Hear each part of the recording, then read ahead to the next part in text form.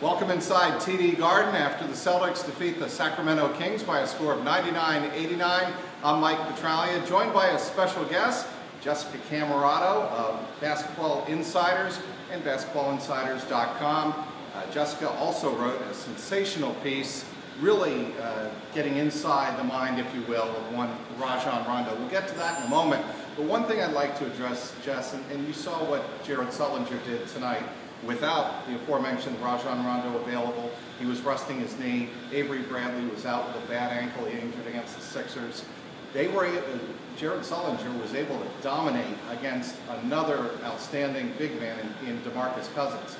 Is this the kind of player Jared Sullinger can be night in and night out?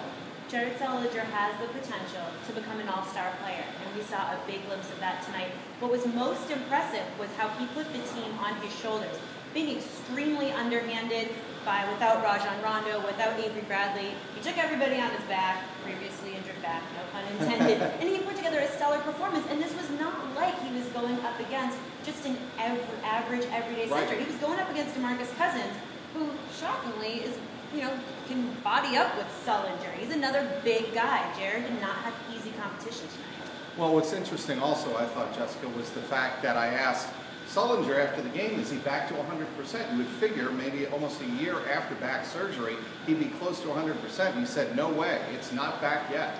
Yeah, it's a very, very, very tough surgery. And he's so young, so he's getting his body adjusted to recovery from the surgery. In his second year, he's getting adjusted to his body going through the grind of an NBA season. There's really no time to rest for these guys. So if something ails him, he has maybe like 1 or 2 days off, and then he has to keep going back there, pounding the court, game in and game out. You know these guys as well as anybody. You're here day in, day out. You're at all the practices. We see kind of a funny, quirky side of Jared Sullinger. Is there a different side inside that locker room that we don't see? Yeah, there has to be. I mean, this is the guy at Vegas Emily called himself Smokey the Swag Bear to me. But you have to remember, he grew up in a basketball home. His father is extremely well respected on the AAU high school college circuit. He had 2 or 3 older brothers. He started rebounding when he was 4 years old. So there were no easy passes for him. These guys didn't go easy on him. As jovial as he can be, as funny, as animated, there is a guy that grew up being told, you have to play your butt off if you want to compete with your older brothers. What was also interesting, I thought, Jess, is the fact that he lockers, as you know, right next to Jeff Green. And when the question came up after the game tonight, after his great career-high performance of 31 points, he was asked, did his father have anything encouraging to say to him after that game? And Sully said, absolutely not. His father, like you said, has pressed him, and I think that is one big reason for his development from his rookie year to now. Yeah, he has a coach in Brad Stevens, and then he also has a coach in his father, a coach in his older brothers. Listen, he had a great game tonight. There's no denying that. But did this game win them a championship? No, it didn't. It was just one game. So his father constantly reminds him of the ultimate prize, and it's not beating the Sacramento Kings. Brad Stevens was asked after the game tonight what a game like tonight means. When you're without a guy like Rajon Rondo, the new captain, of course, you're without Avery Bradley, the best lockdown defender on the team, no question about that. When you beat a team like Sacramento on the road, how much weight does it carry? And Stevens told us that it's just good to pile up wins, and get quality time out of guys that normally don't get it. And I think that's one of the big things we're seeing with someone like a Phil Pressey. Well, with the Celtics this year, rebuilding, dealing with injuries, you don't necessarily take the opponent as saying this is a good measuring stick for us. You take the wins, like you were talking about. So in each win, you see a player like Phil Pressey, an undrafted rookie, begin to develop. You see someone like Kelly Olynyk have a great game tonight. Jared Sullinger. These guys are all taking steps in the right direction.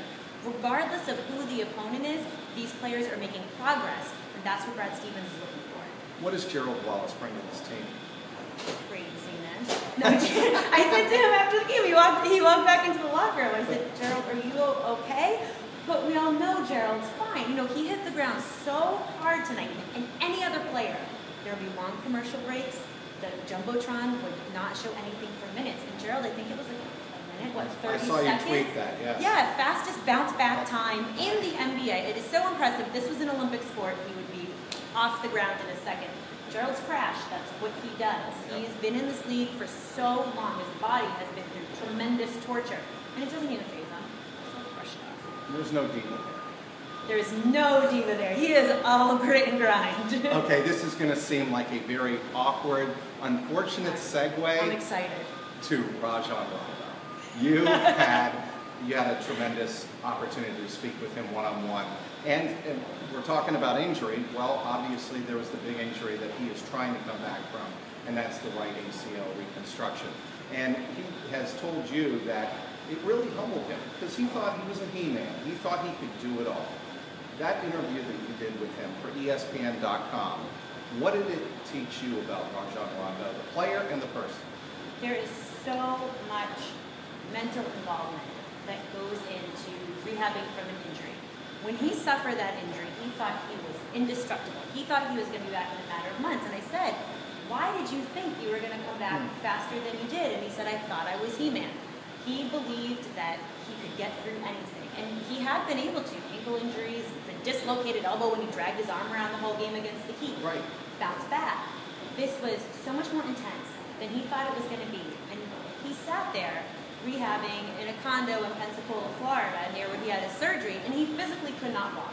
And when you are a player whose livelihood is based on being so explosive and so athletic, and you can't walk on your own without the help of others, without the help of crutches, it can do nothing but humble you and give you time to think and really put some things into perspective. So we pointed out that he is still cocky. No injury will ever take away his cockiness, but it showed him another side and a greater appreciation of how important his body is, and the abilities that he has are so special. Having them taken away for a period of time did affect him. Jessica, I can't tell you how many times fans come up to me, Celtic fans, and say, is Rajon Rondo truly A, the leader of the team, and the future of the team? What do you think? I think he is the leader of the team. Whether or not he's the future of the team, I don't think we know the future of the team. Could he be the future of the team? Yes. But right now this team is in such a situation where I would not be surprised by anything. So he is the leader though, and his teammates have all said this season, put in a lot of work with him when he was injured, put in a lot of work to get back on the court. There's things that we don't see about him. And when I was talking to people like Peter Perkins and Jared Sullinger, both of them were saying his nervousness about the surgery. Sully was saying he was scared to go under the knife for the first time. Perk was saying he was scared to come back on the court. When your teammates and your friends use such strong emotional words like that, it shows there's a deeper side to just this athlete that thinks like, I can just get out there and do whatever I want all the time. With the February 20th NBA trade deadline approaching, it sure seems like for all the world, he's going to be here long term. He is not going to get dealt. I think you would be stunned, and so would I, if he were dealt. Yeah, I wouldn't be surprised if he's dealt at some point in his career, but this is not the time for the Celtics to trade him. Purely, for one factor, his value is not as high as it could be, let's say, at the draft, or the trade deadline, rather. And he's still healing. Right, exactly. So the trade deadline for next year, let's say. He's still healing. Teams are probably going to start lowballing the Celtics. We're not going to give you all that much. You don't even know if this guy can play back-to-back games yet. Back-to-back-to-back games. So right now it's smarter for the Celtics to hold on to him and then see what happens. Do you think the Celtics are handling the rebuilding process correctly this year? I do think they are, and I think it starts with Brad Stevens. I have been so impressed. We all saw him at Butler, and he was a great coach there and did a lot with the program. But the way that he's got these guys to buy into the system, listen, nobody wants to be in a rebuilding process. Everybody wants to win now. He has got these players to commit to what they're doing very, very early on. Well, when I first heard that they were hiring Brad Stevens out of Butler, I had one thought, one vision in mind when I was thinking about what Danny Ainge was thinking, and that's Frank Vogel. For Frank Vogel, a young coach taking over the Indiana Pacers. I think that's what Danny Ainge, long range, would love to see the Celtics turn into. It'd be fascinating to see what happens in the next couple of weeks and how the Celtics handle themselves. They just finished their worst month in history, 2-15 in the month of January. It's over. Look, it's over. We don't have to worry about. We do not have to worry about playoff basketball. That is absolutely. Oh, she handed me the microphone at that point. What am I supposed to say there? Not much, because there's not much else left to say about these Boston Celtics. Jessica Camerato of Basketball Insiders, thank you very much. Thanks, Mike. Here at the TD Garden after the Celtics and Jared Sullinger behind a career performance from the big man inside, 31 points, 16 rebounds. The Celtics defeat the Sacramento Kings before the always effervescent Jessica Camerato. from Basketball Insiders. I'm Mike Petraglia, WEEI.com.